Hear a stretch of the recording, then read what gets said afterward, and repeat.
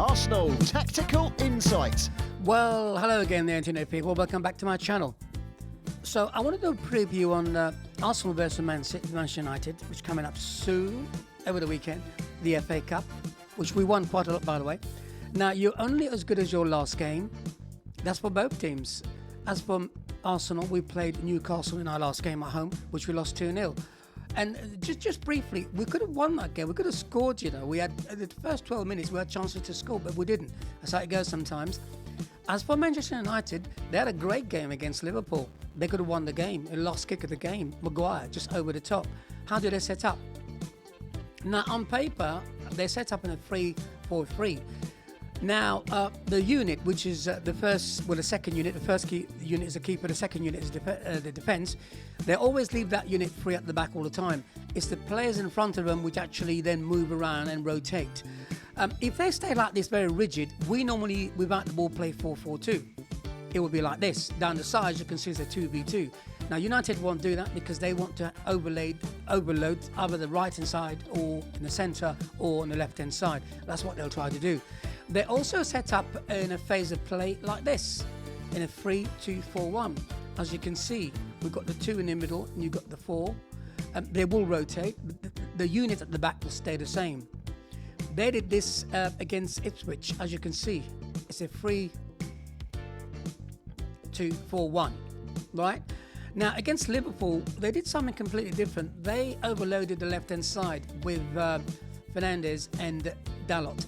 Now, for me, I thought that was a really surprise what they did, because how can you have Fernandes playing, was he playing wing back or left back or left? I don't know what he was playing, but it was on the left-hand side all the time, and that caused United a lot of problems. Sorry, Liverpool a lot of problems. They kept going forward all the time, causing problems. And they also hit the ball long as well. They're quite happy to play diagonal balls and hitting those balls into the channels, into space. And here you can see a ball from midfield into Fernandes running onto it. They did that quite a lot. Now, what we're going to do, we're going to build up the same way. It's either going to be 2 at the back or 3 at the back, or we use the keeper as well, making it 4 at the back, with Partey coming into the back 4, picking up the ball and playing from there, leaving one pivot, which is going to be normally Rice, and we play from there. Okay, soon as we, now I know people say yes, it's slow, but we have to build up slow at the back so we don't lose the ball, don't give possession away.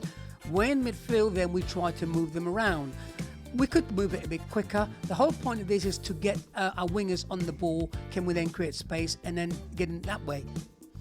But the pressing is what I want to look at as well. When we press, we don't press in a way where very, how can I say it?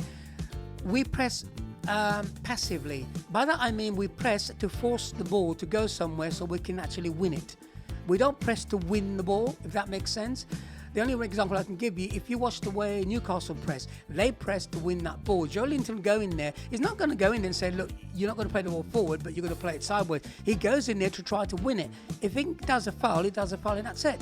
We don't do that. If you watch us, we go man for man, we'll press, and we force them to play the ball either to the right or to the left, so the other teammates can actually win the ball. That's what we do. But sometimes it is annoying because the press is a passive press. They pass around us, like Crystal Palace did. Remember that game where they had 7 passes or 6 passes into our box?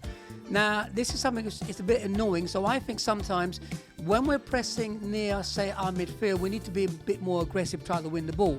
Anyway, I think this game is not going to be a brutal game, but I mean, it's not going to be a physical game.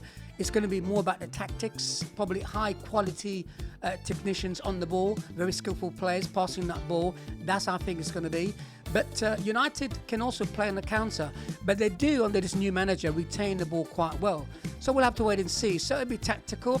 With the team, I'm not going to be one of these YouTubers or fans saying to you, well, Arteta should play this, play that, should race that player. Listen, whatever team he picks is to win the game. If something happens during the game, he wants to make a change, then he'll do it. He won't be thinking about the Spurs game, he'll be thinking about this game. At the moment, they're training how we're going to beat United. That's it. Whoever he picks, we have to go with it. If he wins it, great. If he doesn't, you know, it's one of those. We have to go with him, with the manager, support the manager. Peace and out. See you in the next one.